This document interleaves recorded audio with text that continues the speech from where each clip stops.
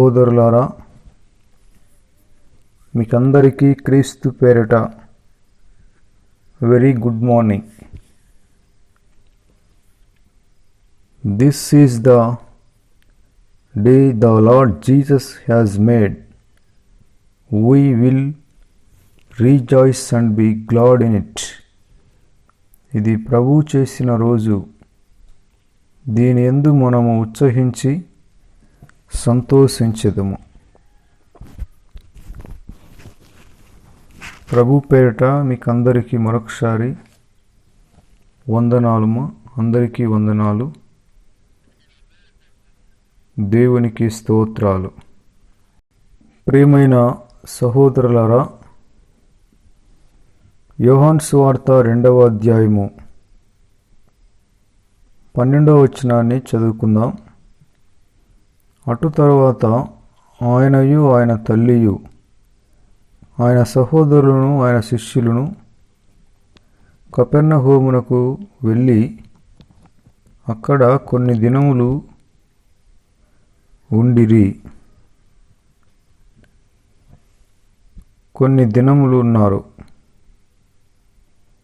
అటు తర్వాత ఆయనయు ఆయన తల్లియు ఆయన సహోదరులను ఆయన శిష్యులను కపెర్నహూమునకు వెళ్ళి అక్కడ కొన్ని దినములున్నారు. కపెర్నహూము యేసు ప్రభు యొక్క పరిచర్యకి ప్రధానమైన కేంద్రం. ఆయన మెయిన్ బ్రాంచ్ అనాలి. అక్కడే ఆయన పరిచర్యని ఎక్కువగా చేశాడు. కపెర్నహూములోనే అనేకమైన గొప్ప అద్భుతములను చేశాడు.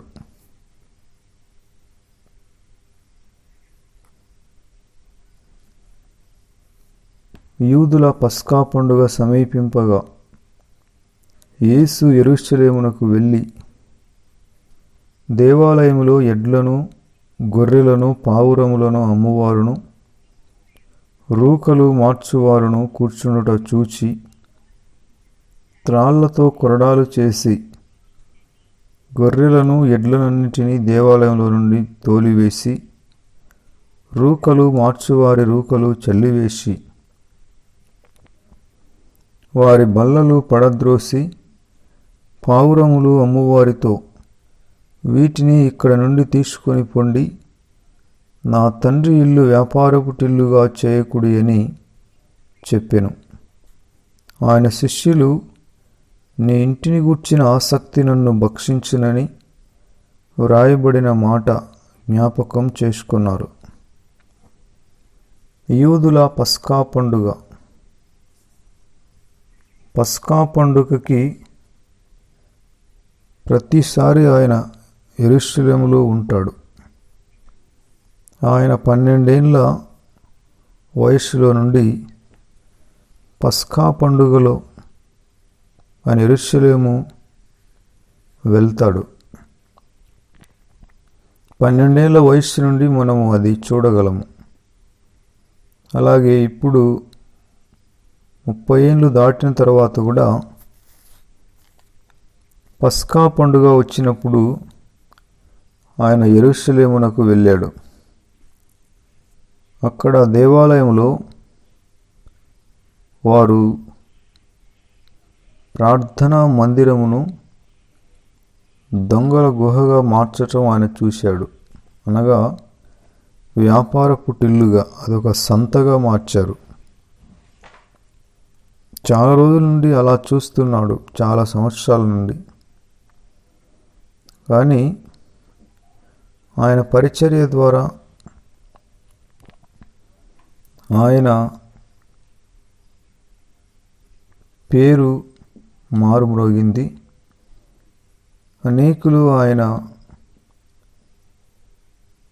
ఆయనకు అనేకులు పరిచయమైనారు.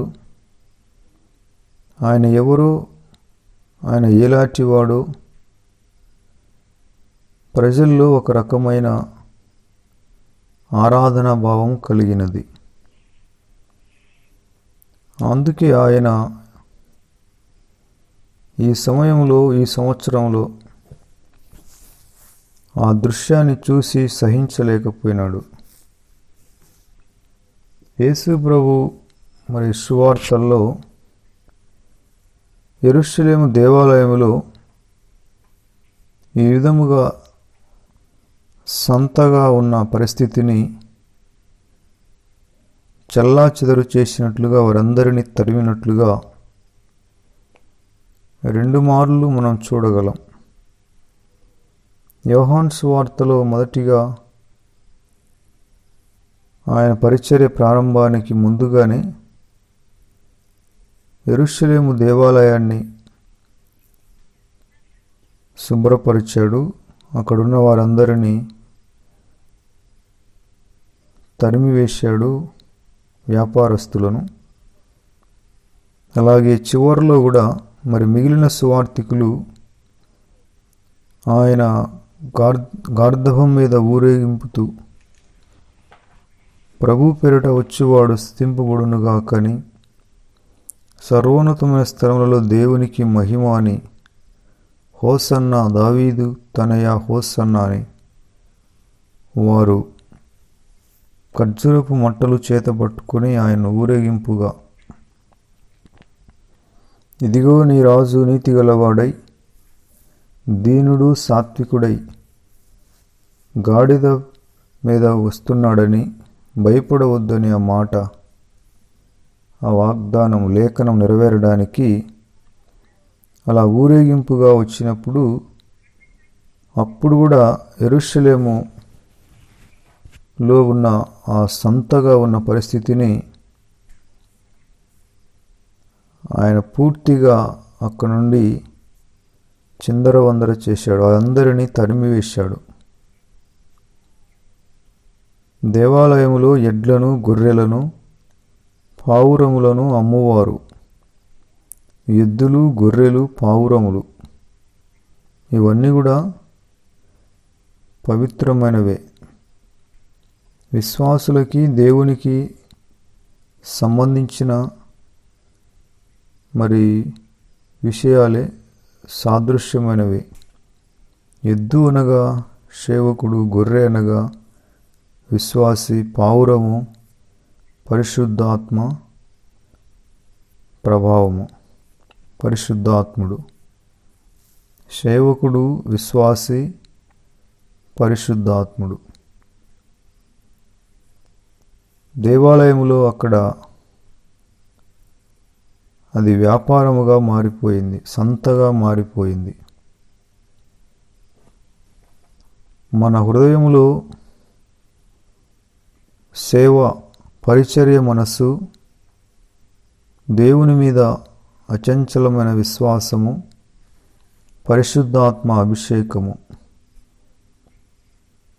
చాలా ప్రాముఖ్యమైనవి. అయితే డబ్బులకి అలాగే లంచములకు దాసోహం కాకూడదు. దేవుడు మనకిచ్చిన తలాంతుని వ్యాపారముగా మార్చకూడదు. కొంతమంది ప్రార్థన చేయాలంటే వారికి టోకన్ కట్టాలి, డబ్బులు ఇవ్వాలి. ఒక అతను ఎవరికైనా బాగలేకపోతే, ప్రాముఖ్యంగా దయ్యాలు పట్టినప్పుడు, దురాత్మ ఆవరించినప్పుడు వారిని, దురాత్మను వెలగొట్టాలంటే వారికి ముందుగానే 1000 రూపాయలు ఫీజు అడుగుతాడంట ఒక అతను. అంటే ఆ రోజున అక్షరానుసారముగా దేవాలయంలో వారు అలా చేశారు. ఈ రోజున ఆత్మ సంబంధముగా దేవుడిచ్చిన తలాంతుని, పరిచర్యని సంతగా మార్చకూడదు, బేరం ఆడకూడదు, ఎంత ఇస్తావు అనకూడదు. వారు ఎంత దూరం ఉన్నా, ఛార్జీకి ఇచ్చినా ఇవ్వకపోయినా డబ్బులను చూసుకోకుండా పరిచర్య చేయాలి. పనివాడు జీతమునకు పాత్రుడు. పరిచర్య చేయాలి, దేవుడు జీతం ఇస్తాడు. అయితే దాన్ని సంతగా మార్చకూడదు, బేరం ఆడకూడదు. సంతలో వారు కేకలేస్తుంటారు, రకరకాలుగా కేకలేస్తుంటారు. జత, పావురం జత 100 రూపాయలని, 200 అని, 150 అని, గొర్రెలు జత, ఇట్లాగా బేరాలు. మనం బేరం ఆడకూడదు. ప్రభు పరిచర్య చేయడానికి, ప్రార్థన చేయడానికి, అలాగే విశ్వాసంతో నింపబడటానికి, జీవించడానికి ప్రభు నుండి మనం ఏమీ ఆశించకూడదు. నాకు ఇలా ఉంటేనే, మీరు నాకు ఇది చేస్తేనే మిమ్మల్ని నేను వెంబడిస్తాను. కొంతమంది అంటుంటారు, నాకు కనుక ఈ కార్యం జరిగితే నేను దేవునికి ఇంత ఇస్తానంటారు, నేను ప్రభువును బాగా నమ్ముకుంటానంటారు. ఈ కార్యం జరిగితే మా ఇంట్లో వాళ్ళందరూ కూడా యేసు ప్రభువుని వెంబడిస్తారు, మేమందరము ఆయన మందిరానికి వెళ్తాము అంటారు. దీన్ని ఏమంటారు? బేరాలు అనరా? ప్రభువుతో బేరం ఆడుతున్నారు. ప్రభువుతో బేరం ఆడుతున్నారు. ప్రభువా, నువ్వు ఇది చేసినావు అనుకో, మొత్తం మా ఇంటి వాళ్ళందరము నీ వెంట పడతాం, మీ పాదాలు మొక్కుతాం. విశ్వాసులతో, సేవకులతో, ప్రభువును వెంబడించే వారితో ఈ మాటలు అంటుంటారు చాలామంది, బేరం ఆడుతుంటారు. అది సరైన ఆత్మీయ పద్ధతి కాదు. అది సంత మార్కెట్ లాంటి వ్యవస్థ. యేసు ప్రభు ఇక్కడ చాలా డిఫరెంట్గా కనబడతాడు. 2 మార్లు మాత్రమే ఆయన ఇలా కోపపడ్డాడు. త్రాళ్లతో కొరడాలు చేసినాడు. కొరడాలు చేసి గొర్రెలను, ఎడ్లనన్నిటినీ దేవాలయంలో నుండి తోలివేసినాడు. రూకలు మార్చు వారి రూకలు చల్లివేసినాడు, చెదరాపదరా చేసినాడు. వారి బల్లలు పడద్రోసినాడు. ఈ మధ్య ఈ యేసు యొక్క జీవితం అని పూర్తిగా యోహాను సువార్త 1వ వచనం నుండి చివరి అధ్యాయము చివరి వచనం వరకు మరి ఒక మంచి వీడియో తీశారు, ఫిల్మ్ తీశారు. నిజముగా అది మొత్తము బైబిల్లో ఉన్న ప్రతి వచనాన్ని అక్కడ పలికినారు. నేను అది చూశాను 2-3 సార్లు. ఆ వీడియోలో ఇది ఈ 2వ అధ్యాయము 13వ వచనం నుండి 22వ వచనం వరకు యేసు ప్రభువుని చాలా చక్కగా బాగా చూపించారు. కొరడాలు తీసుకొని ఆయన వెంపర్లాడుతున్నారు. ఆకలిగొన్న సింహంలాగా తరిమి తరిమి కొడుతున్నాడు వాళ్ళని. రాజు వలని భయము సింహ గర్జన వంటిది. రాజు యొక్క ఆజ్ఞ సింహ గర్జన వంటిది. నీతిమంతులు సింహం వలె ధైర్యముగా ఉంటారు. సింహ గర్జన. సింహము గర్జిస్తే అరణ్యము దద్దరిల్లుతుంది. ఏ జంతువు దాని ముందుకు ఎదురుగా వచ్చి నిలబడలేదు. మిగిలిన జంతువులన్నీ దాక్కోవాల్సిందే. యేసు ప్రభు యూదా గోత్రపు సింహం. మనము కొదమ సింహాలము. ఈ లోకంలో క్రీస్తును కలిగిన వారు, విశ్వాసులు, వాక్యమును అనుసరించేవారు సింహం వలె ధైర్యముగా ఉంటారు. సింహము బెదరదు, అదరదు, భయపడదు.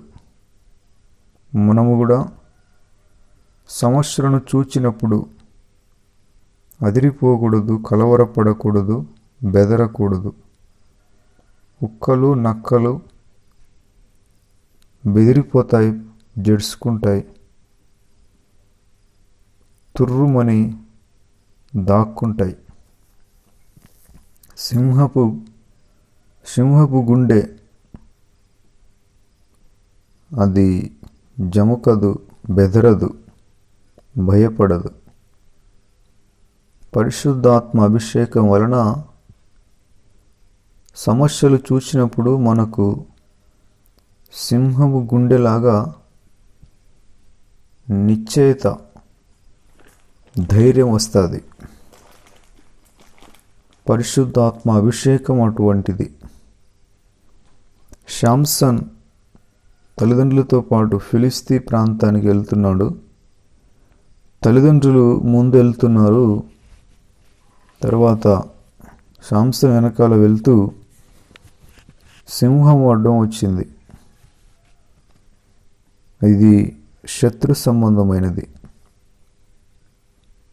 ఆ యొక్క శత్రు సంబంధమైన సింహాన్ని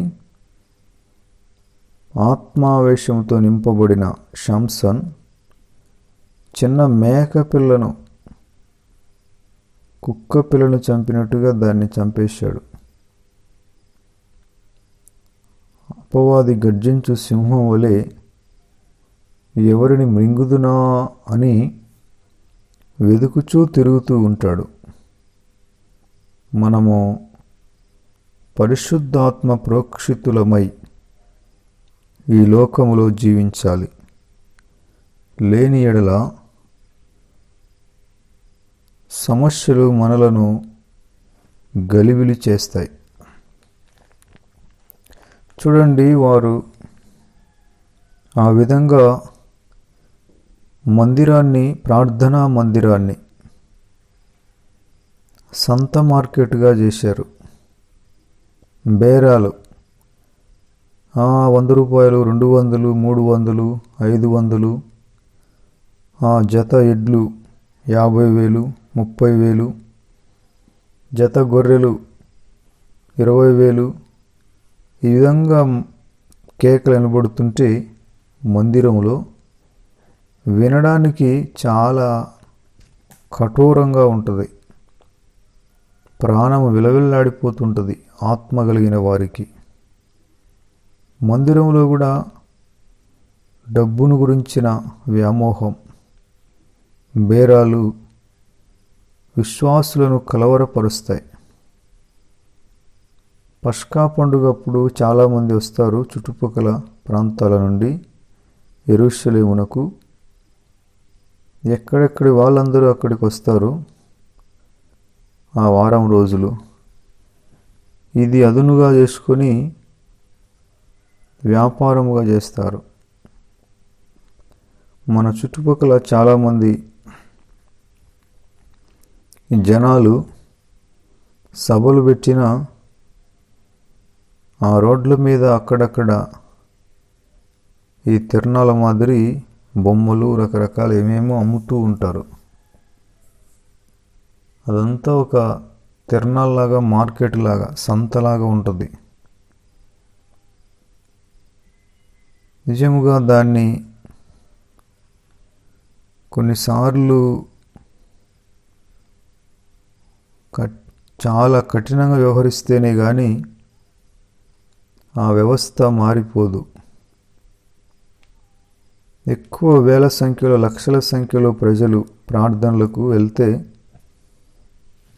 అక్కడ కఠినంగా వ్యవహరించకపోతే ఆ బొమ్మలు, రకరకాల వస్తువులు అమ్మువారు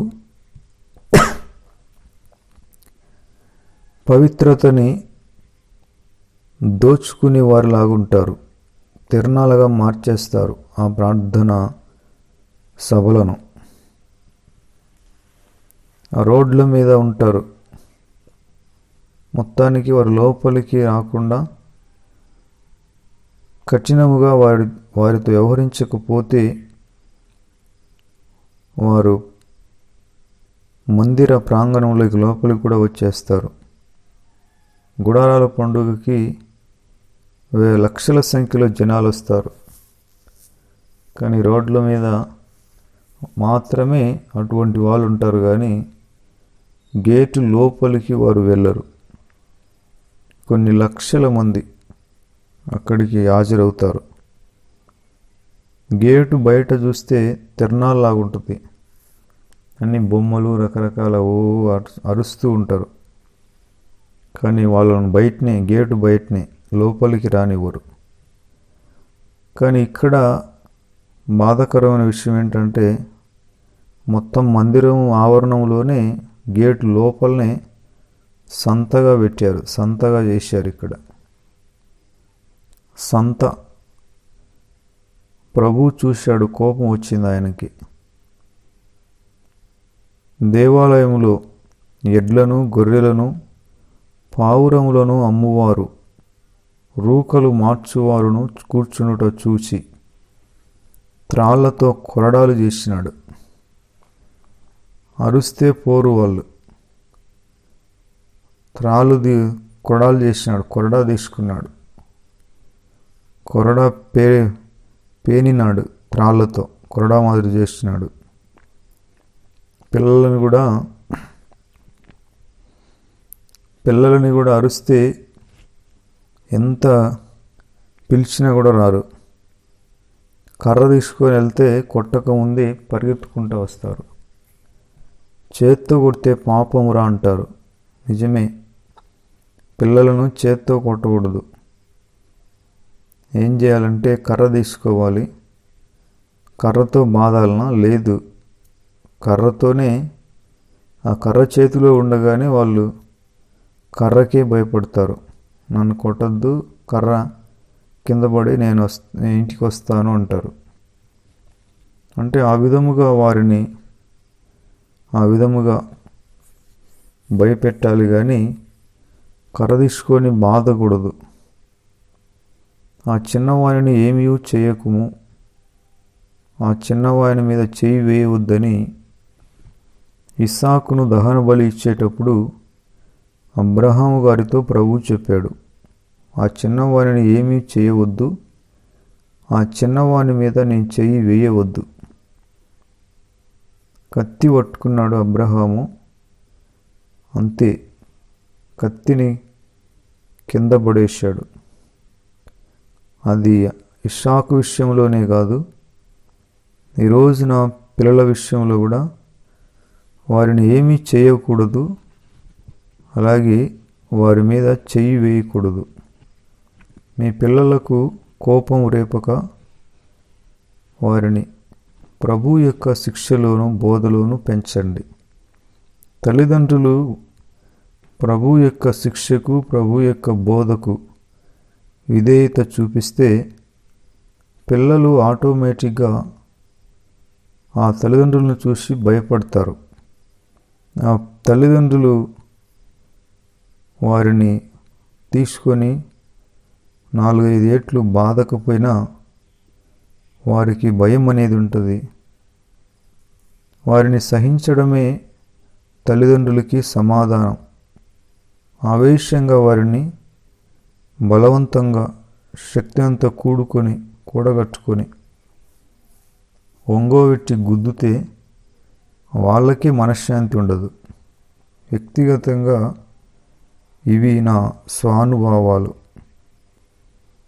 వారిని గుద్దడము, బాధడము దేవుని చిత్తమైతే సమాధానం ఎందుకు ఉండదు? మరి అది కరెక్టే అయితే సమాధానం ఎందుకు ఎగిరిపోతుంది?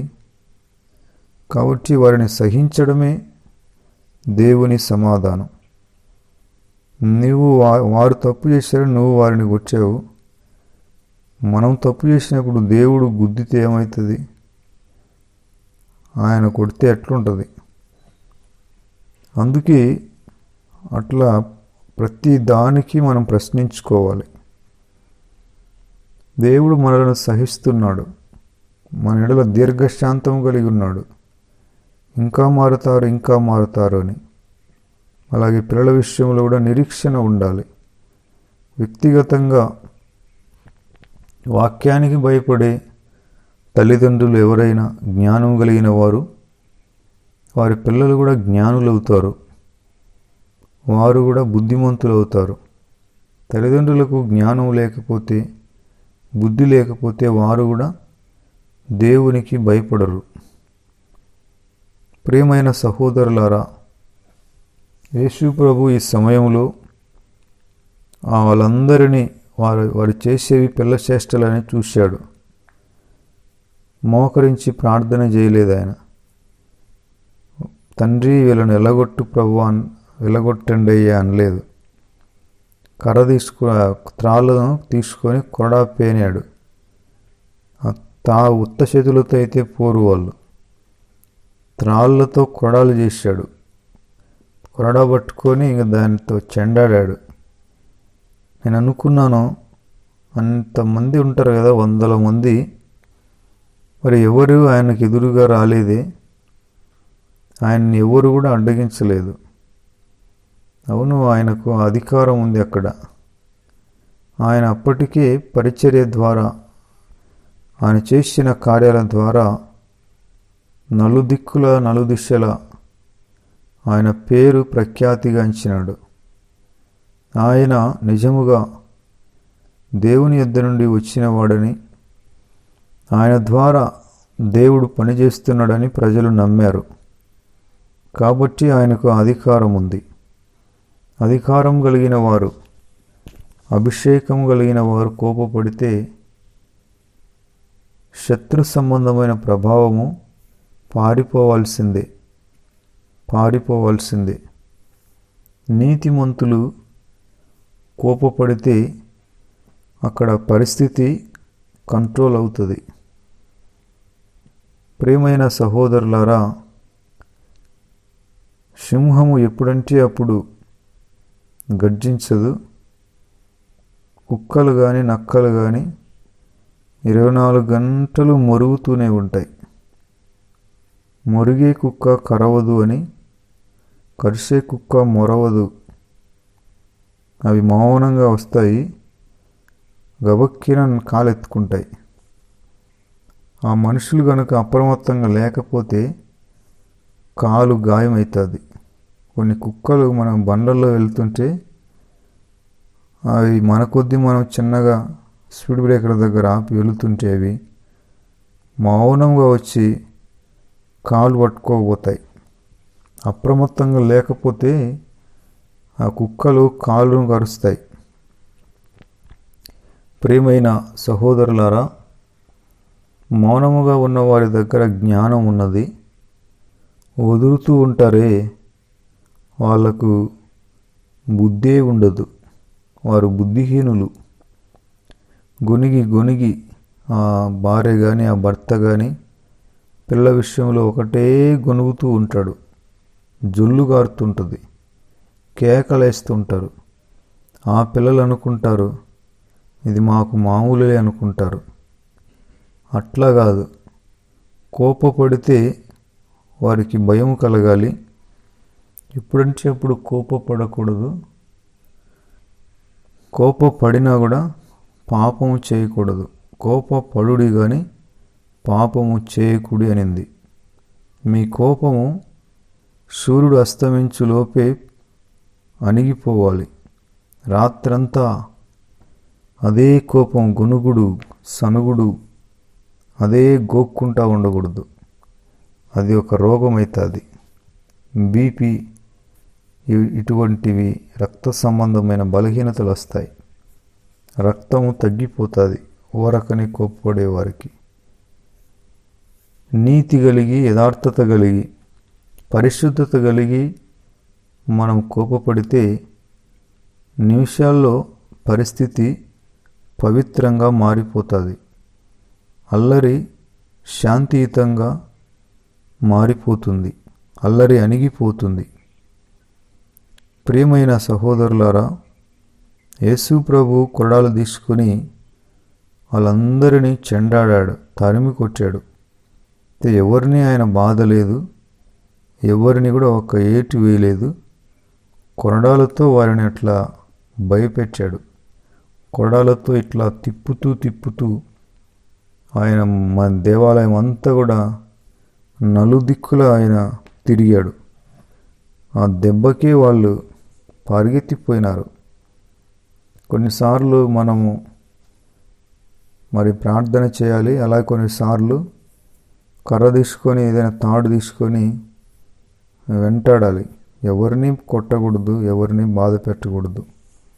ముఖ్యంగా పిల్లల విషయంలో కర్ర పట్టుకొని ఉండాలి, కానీ ఆ కర్రే వాళ్ళకి భయాన్ని కలిగిస్తుంది.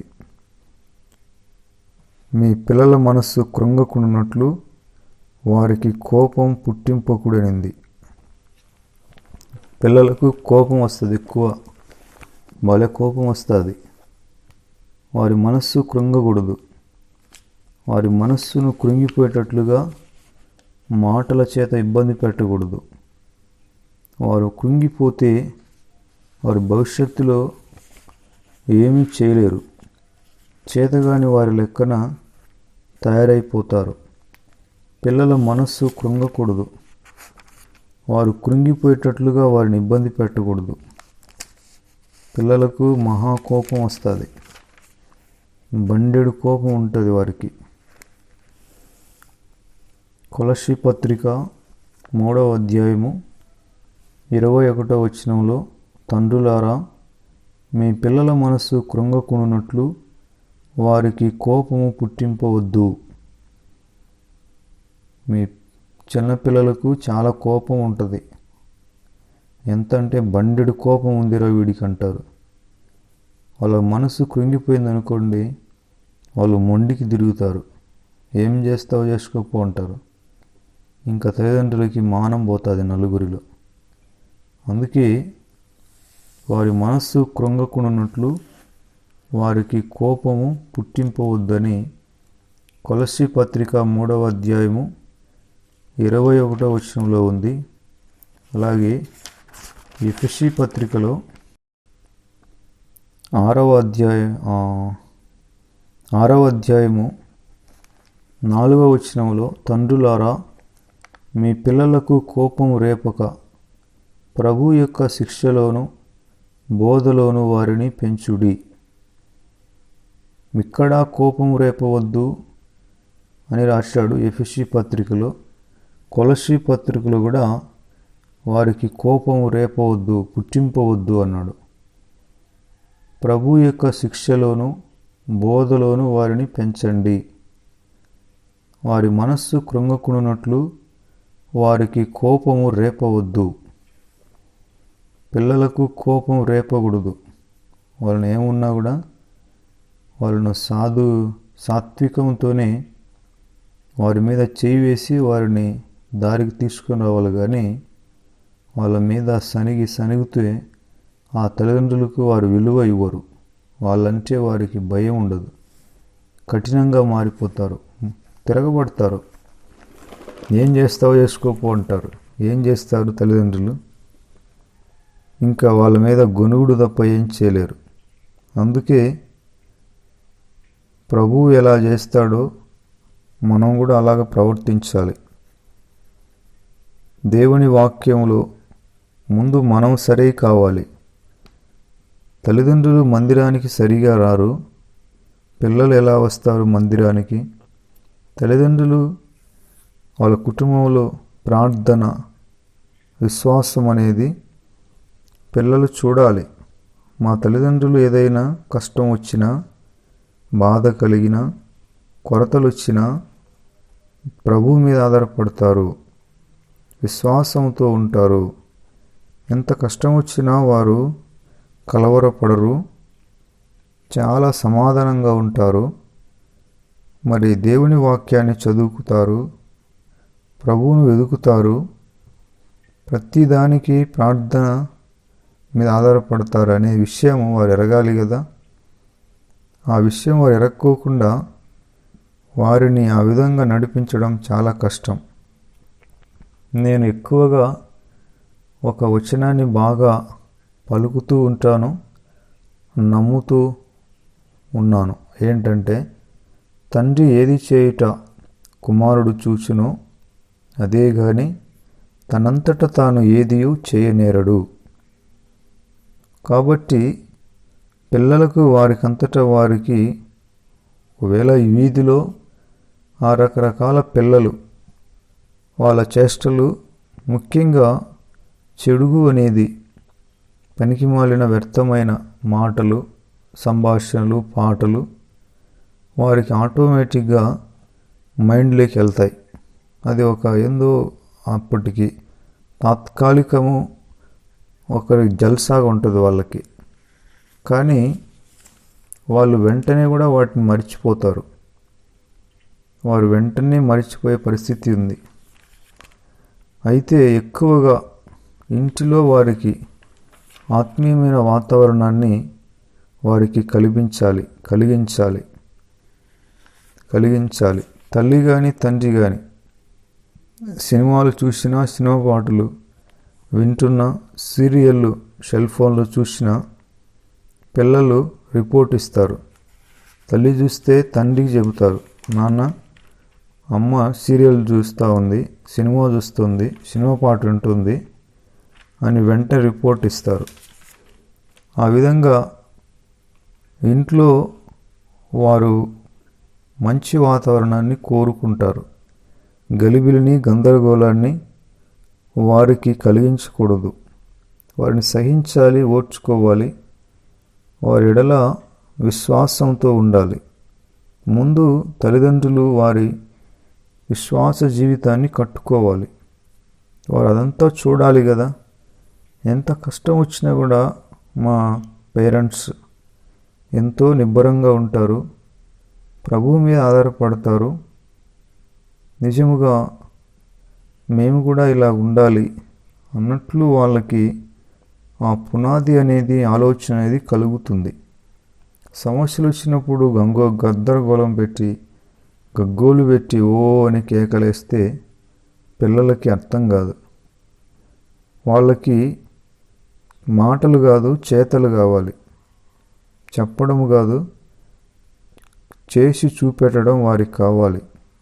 చూసిన దాన్ని వారు వెంటనే నేర్చుకుంటారు. వారి లోపలికి వెళ్తుంది, హృదయంలోనికి వెళ్తుంది. కనుక ప్రియమైన సహోదరులారా, ఇక్కడ యేసు ప్రభు ఒక తండ్రిలాగా ఆ మందిరంలో పిల్ల చేష్టలు చేస్తున్న ఆ మనుషులందరినీ త్రాళ్ళు తీసుకొని, కొరడాలు చేత పట్టుకొని వాళ్ళందరినీ వెంపర్లాడినాడు. వాళ్ళందరూ పారిపోయినారు. అందరినీ, ఆ గొడ్లను, ఆ ఎద్దులని, గొర్రెలను, పావురాలు అమ్మే వారందరినీ, వాటిని, ఆ పశువులను, పక్షులను తరిమివేసినాడు. పంజరాలు విప్పేసినాడు. అవన్నీ లేచిపోయినాయి. అలాగే రూకలు మార్చువారిని, కాయరాజా కాయ అంటుంటారు, వాళ్ళందరూ అవన్నీ, ఆ డబ్బాలన్నీ, పెట్టెలన్నీ విసిరివేశాడు. డబ్బులంతా చల్లివేశాడు. దానంతా ఊడ్చాడు, శుభ్రపరిచారు ప్రభు శిష్యులు, ఆయన. అప్పుడు శిష్యులు అనుకున్నారు, నీ ఇంటిని గూర్చిన ఆసక్తి నన్ను భక్షించును అని దావీదు మహారాజు కీర్తనలో పలికిన మాటని వారు అప్పుడు జ్ఞాపకం చేసుకున్నారు. ప్రభు ఏది చేసినా కూడా లేఖనాన్ని ఆధారంగానే చేస్తాడు. వ్రాయబడిన ప్రకారమే ఆయన ప్రతి క్రియలు ఉంటవి. శిష్యులు ఆ వాక్యాన్ని గుర్తు చేసుకున్నారు. వీటిని ఇక్కడ నుండి తీసుకొని పోండి, నా తండ్రి ఇల్లు వ్యాపారపు ఇల్లుగా చేయవద్దు అని వారితో చెప్పాడు. శిష్యులకి నీ ఇంటిని గూర్చిన ఆసక్తి నన్ను భక్షించి ఉన్నది అనే మాట వారు గుర్తు చేసుకున్నారు. వాళ్ళందరూ కూడా ఆయన్ని ఎదిరించలేక వారందరూ మౌనంగా అక్కడి నుంచి వెళ్ళిపోయారు.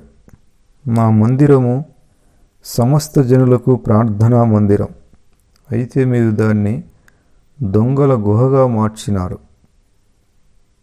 అని వారిని ఆయన తరిమినాడు. ప్రియమైన సహోదరులారా, తర్వాత అక్కడున్న యూదులు అడిగారు, నీవు ఈ కార్యములు చేయుచున్నావే, ఏ సూచక్రియను మాకు చూపేదవని ఆయనను అడుగగా, యేసు ఈ దేవాలయమును పడగొట్టుడి, 3 దినములలో దానిని లేపుతానని వారితో చెప్పెను. యూదులు, ఈ దేవాలయము 46 సంవత్సరాలు కట్టినారే, నీవు 3 దినాల్లో దాన్ని లేపుతావా అన్నారు. అయితే ఆయన తన శరీరం అనే దేవాలయమును గూర్చి ఈ మాట చెప్పెను. ఆయన మృతుల్లో నుండి లేచిన తర్వాత ఆయన ఈ మాట చెప్పెనని ఆయన శిష్యులు జ్ఞాపకం చేసుకొని లేఖనమును యేసు చెప్పిన మాటను నమ్మినారు. వారు అడిగారు ప్రభువుని, ఎందుకు ఇలా చేస్తున్నావయ్యా నువ్వు అంటే, ఈ దేవాలయాన్ని పడగొట్టండి, 3 దినాల్లో దాన్ని లేపుతానన్నాడు. వారనుకున్నారు, ఈ యెరూషలేం దేవాలయాన్ని 46 సంవత్సరాల పైన కట్టారే, నువ్వు 3 దినాల్లో పడగొట్టి మరల లేపుతావా, కడతావా అని వారు అన్నారు. అయితే ఆయన చెప్పిన దేవాలయము ఆ యెరూషలేము దేవాలయము కాదు, ఆయన శరీరం అనే దేవాలయం. ప్రియమైన సహోదరులారా, మన శరీరమే దేవుని ఆలయం. Our body is the temple of God. పరిశుద్ధాత్మకి నిలయము మన శరీరం. అందుకే మన హృదయంలో, మనస్సులో ప్రభువుకి చోటు ఇవ్వాలి. ఈ గుండె గుడిలో మన హృదయంలో ప్రభువు కొలువై ఉంటాడు. పరిశుద్ధాత్మకి ఆలయం మన శరీరం. మన శరీరమే దేవాలయం. ఈ దేవాలయాన్ని దొంగల గుహగా మార్చకూడదు. దేవాలయాన్ని వ్యభిచారపు కొంపగా, దొంగల గుహగా మార్చకూడదు. ప్రియమైన సహోదరులారా, వాక్యానికి విరోధమైన జీవితము అదొక ఆత్మ సంబంధమైన వ్యభిచారము లాంటిది, జారత్వము లాంటిది. సాతానుతో గులాము కావడం అది ఆత్మ సంబంధమైన అక్రమ జీవితం. అది క్రమమైన పద్ధతి కాదు. వాక్యానుసారంగా జీవించుకోకుండా వాక్యాన్ని విక్రించటం, వాక్యానికి విరోధంగా జీవించటం అదొక దేవునికి కోపము రేపే వ్యవస్థ. ఈ శరీరము పరిశుద్ధాత్మకు ఆలయం. ఇందులో దేవుని నివాసం, ప్రార్థనా మందిరం ఇది. హృదయంలో ప్రార్థన, ఆత్మ, శ్వాస ఉండాలి. దేవునికి స్తుతి నైవేద్యాలు, స్తోత్రాలు, విజ్ఞాపనలు వెళ్ళే మందిరముగా మనం ఉండాలి. మందిరములో చూడండి, ఆరాధన చేస్తారు, పాటలు పాడతారు, వాక్యాన్ని వింటారు, వాక్యాన్ని చదువుతారు, ప్రార్థనలు చేస్తారు. ఇవే మందిరంలో ఉంటాయి. అలాగే మన హృదయం అనే మందిరం, దేవాలయంలో కూడా అవే ఉండాలి. కనుక మన శరీరమే దేవుని ఆలయం. ఈ దేవాలయాన్ని దొంగల గుహగా మార్చకూడదు. ఈ మందిరాన్ని పరిశుద్ధాత్మకి ఆలయముగా మనం నిలుపుకోవాలి. యేసు ప్రభు తన శరీరం అనే దేవాలయాన్ని గురించి అని చెప్పాడు, నా శరీరాన్ని మీరు శిలువ వేసి చంపుతారు, నేను తిరిగి 3వ రోజున నా శరీరాన్ని లేపుతాను, నేను బయటికి వస్తాను అని ఆయన వారికి మర్మంగా చెప్పాడు. అది వారికి అర్థం కాలేదు. మనం కొరింథీ పత్రికలో చూసినప్పుడు పౌలు గారి ద్వారా ప్రభువు ఈ మాటే మాట్లాడాడు. కొరింథీ పత్రిక 3వ అధ్యాయము 16వ వచనంలో, మీరు దేవుని ఆలయమై ఉన్నారనియు దేవుని ఆత్మ మీలో నివసించుచున్నాడని మీరు ఎరుగరా? ఎవడైనను దేవుని ఆలయమును పాడు చేస్తే దేవుడు వానిని పాడు చేస్తాడు. దేవుని ఆలయం పరిశుద్ధమై ఉన్నది, మీరు ఆ ఆలయమై ఉన్నారు. మనము మారుమనసు పొంది క్రీస్తు రక్తము చేత కడగబడి క్రీస్తును హృదయంలో చేర్చుకుంటే మనమే దేవుని ఆలయం. దేవుడు ఎక్కడ ఉంటాడో అది దేవుని ఆలయం, దేవుని మందిరం. దేవునికి బదులు దెయ్యం ఉంటే అది దొంగల గుహ అవుతుంది. మనస్సులో దేవునికి చోటుంటే మనిషి దేవాలయముగా మారిపోతాడు. అలాగే 1 కొరింథీ పత్రిక 6వ అధ్యాయములో 19వ వచనం, మీ దేహము దేవుని వలన మీకు అనుగ్రహింపబడి మీలోనున్న పరిశుద్ధాత్మకి ఆలయమై ఉన్నదని మీరు ఎరుగరా? మీరు మీ సొత్తు కారు, విలువ పెట్టి కొనబడిన వారు గనుక మీ దేహముతో దేవుని మహిమపరచుడి. విలువ పెట్టి కొనబడిన వారం. ఇది మామూలు విలువ కాదు. మన విమోచన క్రయధనము చాలా గొప్పది. అమూల్యమైన, నిష్కలంకమైన, నిర్దోషమైన గొర్రెపిల్ల వంటి క్రీస్తు రక్తము చేత మనం విమోచింపబడినాం. మన విమోచన క్రయధనము చాలా గొప్పది. అదెంతో అమూల్యమైనది. వెండి బంగారాల వంటి నశించిపోయే వస్తువుల చేత మనం విమోచింపబడలేదు. అలాగే ఎద్దుల యొక్కయు మేకల యొక్కయు రక్తము చేత మనం విమోచింపబడలేదు. కానీ దేవుడే ఈ లోకానికి నరునిగా వచ్చి లోక పాపమును మోసిన దేవ గొర్రెపిల్లగా తన రక్తాన్ని మన పాపాల కోసం చిందించాడు. మనము క్రీస్తును అంగీకరించినప్పుడు మనలో దేవుడు క్రీస్తుని చూస్తాడు. మనలో క్రీస్తును చూడటాన్ని బట్టి దేవుని కోపం మన నుండి తొలగిపోతుంది. దేవుని ఉగ్రత మన నుండి తొలగిపోతుంది. అందుకే మీరు విశ్వాసం ఉంచి ఆయన పేరిట బాప్తిస్వాన్ని పొంది ఆయన అంగీకరించినప్పుడు మీరు క్రీస్తును ధరించుకొని ఉన్నారు. అంటే మనం క్రీస్తును ధరించుకొని ఉన్నాం. చూడండి, మనం ఎవరైనా తెల్ల బట్టలు ధరించుకుంటే మనం ధరించుకున్న బట్టలు కనబడతాయి. ఈయన ఈరోజు పలాని కలర్, పలాని డ్రెస్ వేసుకున్నాడు అంటారు. కాబట్టి మనము ప్రభునందు విశ్వాసం ఉంచి మారుమనసు పొంది బాప్తిసం పొందిన తర్వాత మీరు క్రీస్తును ధరించుకొని ఉన్నారు అని వాక్యము సెలవిస్తుంది. అంటే ఇప్పుడు మనం క్రీస్తుని ధరించుకొని ఉన్నాం.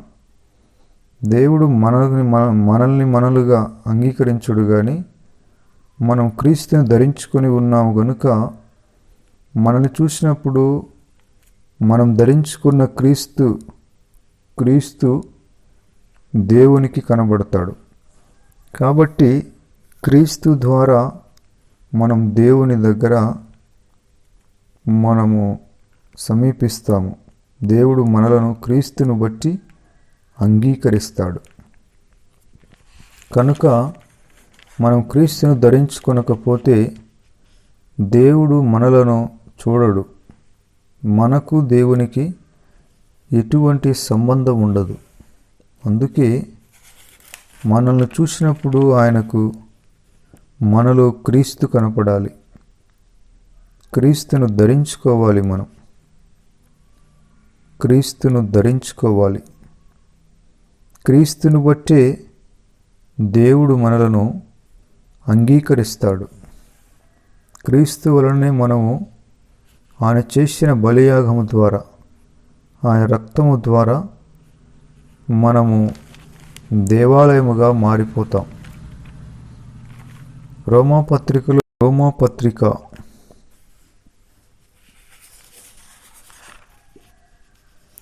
6వ అధ్యాయంలో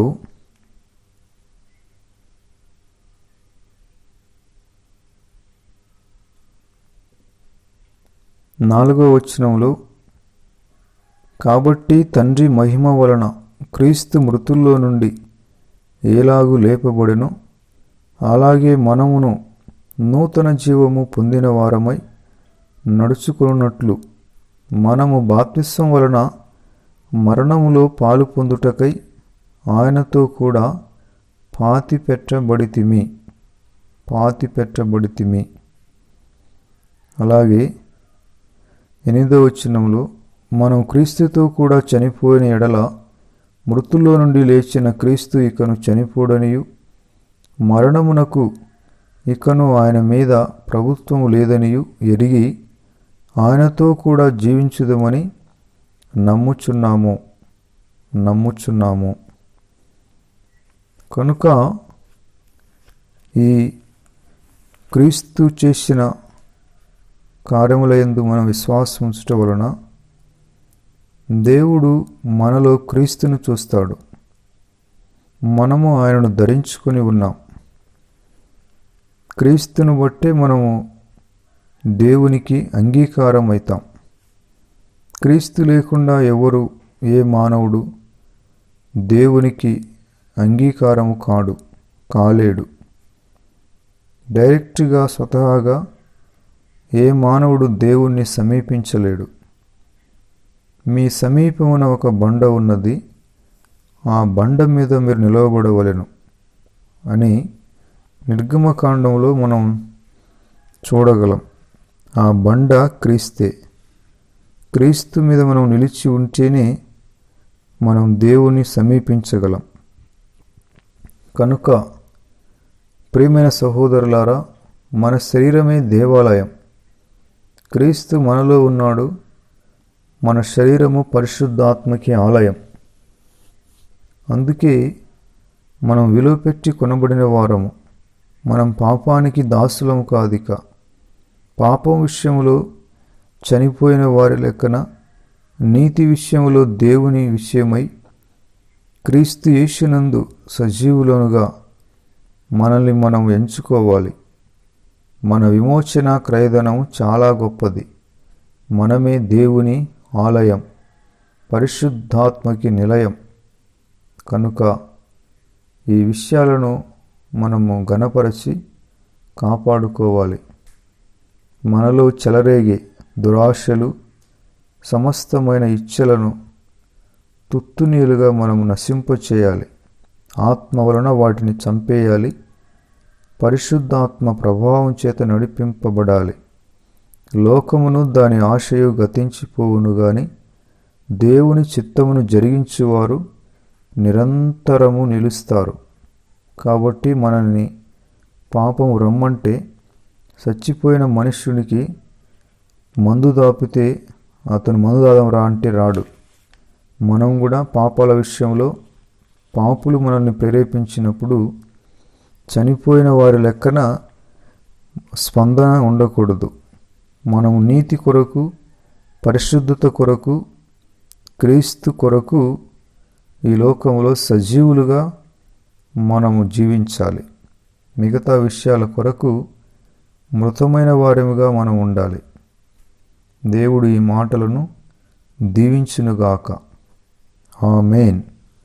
ప్రియమైన యేసు ప్రభువా, దొంగల గుహగా ఉన్న మమ్ములను, మా శరీరాన్ని దేవుని మందిరముగా, ప్రార్థనా మందిరముగా మీరు మార్చారు.